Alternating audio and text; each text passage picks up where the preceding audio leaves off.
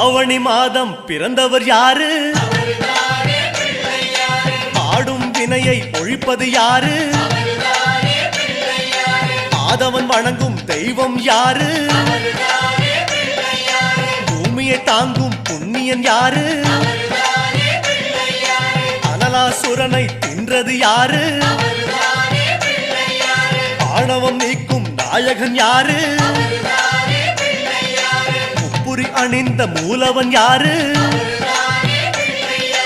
அவரும் வாழ்வது எங்கே கூறு?